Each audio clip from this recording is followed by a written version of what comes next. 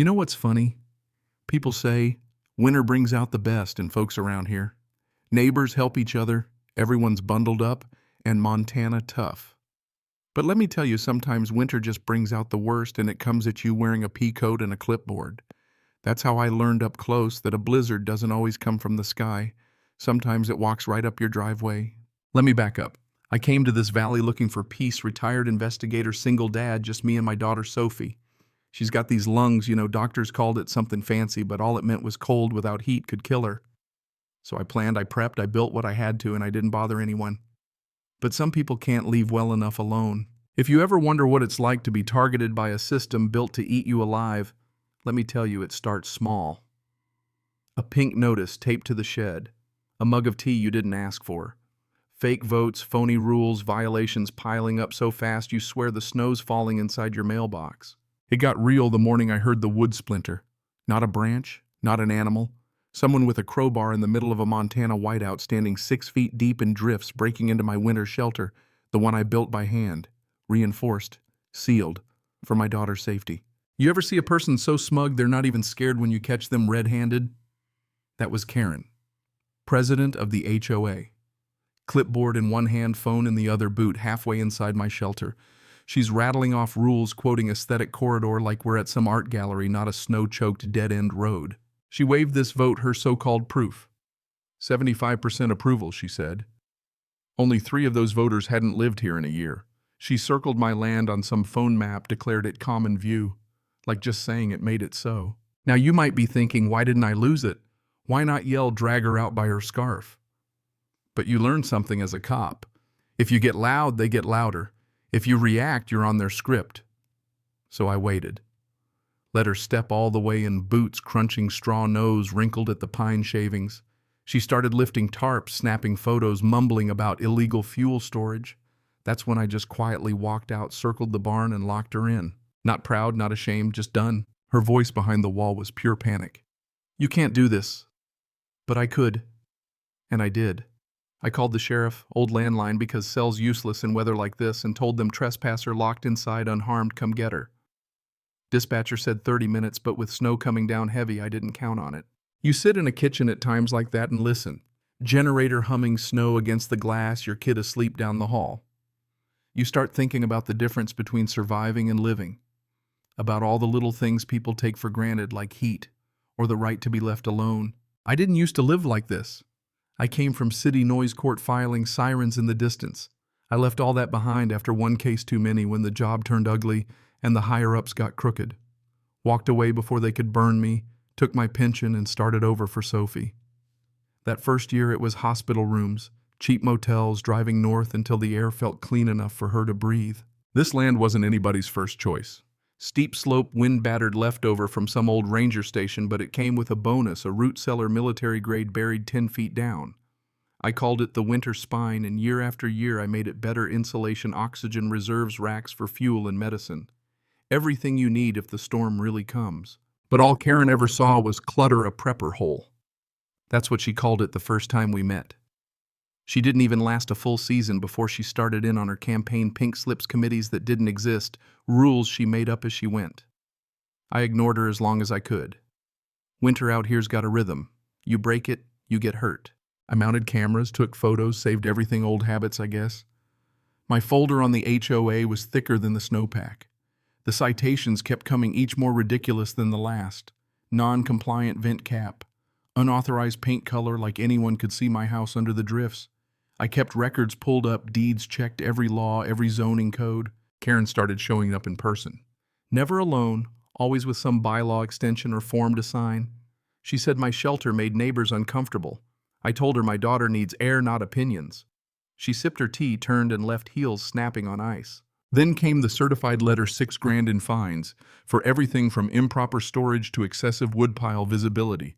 A list so long I almost laughed. But it wasn't funny, it was harassment, designed to wear me out. The real scare came when I found the fuel tanks tampered with. Lids unscrewed, seals sliced, not enough to spill, just enough to make you doubt. The cameras caught someone hooded, careful, knew exactly where to go. That's when I realized this wasn't just about control. It was about breaking me. I reported it, of course. But out here, winter means even the sheriff's stretched thin. If nobody's bleeding, nothing moves fast. So I doubled down. New locks, cameras, silent alerts. I didn't sleep much, but neither did Karen. Her car rolled by more often. Then I got the notice from some shell company saying my land was getting a lien. Only problem for her. My deed was older than the HOA itself. They could fake paperwork, but they couldn't change facts. I started digging deeper. Karen's cousin running vendor payments through a management company that popped up the same year as the new rules.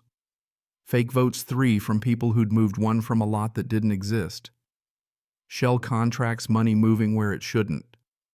I built the case documents, dates, surveillance footage, everything. But all the prep in the world can't stop sabotage. The night the heater failed, I knew someone had crossed a line. Sophie's breath went shallow cold, creeping through the walls. I found the fuel line, cut gasket sliced out clean. The cameras caught a glimpse, a pin HOA crest flashing in the light. Karen handed those out like candy. So I filed another report, delivered the footage myself. I called an old friend, Mara, now a deputy up north, told her what was going on. She believed me, promised to push the county. But the storm was closing in, road gone under a new gate, locked chained camera on the post. For community safety, the sign said. You believe that community safety? Trapping a family with a sick kid. By then the backup fuel was empty. Every tank in the set dry. Sabotage, plain and simple. I moved everything to secure folders, reached out to contacts in state offices, sent the whole mess to Mara and Shane, old friend now with the Attorney General. This wasn't just a neighbor dispute. It was organized fraud, endangerment, RICO-level stuff. Then the twist, I'll never forget it. In the middle of the blizzard, motion sensor goes off in the spine. I grab the rifle, open the hatch, expecting another attack, and there's Karen. Her coat's torn, hair a mess, hands shaking from cold. Pipes burst at her place heater, dead. She came to me, the man she tried to freeze out, for help. I could have turned her away. Honestly, after everything, it would have been easy. But I'm not her. I gave her water, a blanket, made sure she wouldn't die, and locked the hatch. Called the sheriff. Because if there's one thing you learn, it's that dead people can't talk, but alive ones can answer for what they've done. Sheriff came with the plow right through the drift. Pulled Karen out of the shelter, frostbitten and furious. I handed over my files, every violation, every piece of evidence. The look on the sheriff's face told me I'd done more than just survive. I'd turned the table. Karen was taken in, pending charges. But the damage was still here, fuel almost gone, road still blocked. I braced for more trouble. Sure enough, couple nights later, cameras caught 3 figures trying to mess with the gas line. I waited, shotgun in hand. One loud rack was all it took. They bolted, slipped on the ice, left a crowbar behind. I sent the footage in county, issued an injunction. HOA or affiliates 500 feet from my land. But winter wasn't over. Spring brought melt and new problems. Karen's crew had dug a ditch the summer before, beautification swale they called it. But really it was redirecting stormwater right toward the lower road, right on top of a floodplain they'd built on fake surveys. As the snowpack melted, water went exactly where the old map said it would. Nature remembers even when people pretend. Local journalists called. Story went up suddenly. I wasn't just the guy fighting the HOA. I was the one who stood up when nobody else did. Sophie watched the news, asked if we were safe. I told her, we will be. Next time someone tries this, they'll know exactly who owns the floodplain. Maybe that was too honest, but after all this, I didn't have much patience for fairy tales. Court day came. I wore my old blazer. Didn't fit right anymore, but it still felt like armor. Karen sat 3 rows up, sandwiched between lawyers, face pale. Judge was old school, no patience for petty HOA squabbles. But this wasn't petty, and I made sure he knew it. We laid it all out, the fake votes, the forged fines, the sabotage, the endangerment. Even got statements from neighbors, some who'd stayed silent before, now brave enough to say what they saw. The judge didn't take long. Cease all HOA activity pending investigation. Barred Karen from contact. Sent the whole mess to the prosecutor. I looked at her, she couldn't meet my eyes. For once, her silence was louder than any rule book. They hauled the fake gate out in March. County crews ripped up the private road signs. Ice had bent the posts. Padlocks rusted shut. Nature already undoing the mess before the law could. Neighbors changed too. Brought tools, wood, food. Even the guy who'd once signed a fake citation brought coffee, no words needed. That was enough. The HOA dissolved. 6 weeks after the hearing, the audit showed hundreds of thousands missing shell companies everywhere. Karen's cousin pled out. Karen vanished. Rumors said she started over down south. Doesn't matter. The valley remembers. More importantly, it rebuilt. I engraved a plaque above the shelter, 5 words. For those who prepared anyway. We didn't survive because we were lucky. We survived because we stood our ground even when it would have been easier to fold. One quiet night, weeks after the last snow finally left, Sophie and I sat out on the porch. She asked, "Do you think it'll happen again?" I said, "Maybe, but we're ready." Then for the first time I said the words and meant them. "We're free." She smiled, leaned into my side. The camera pinged a weather log, just routine now. No threats, just life coming back.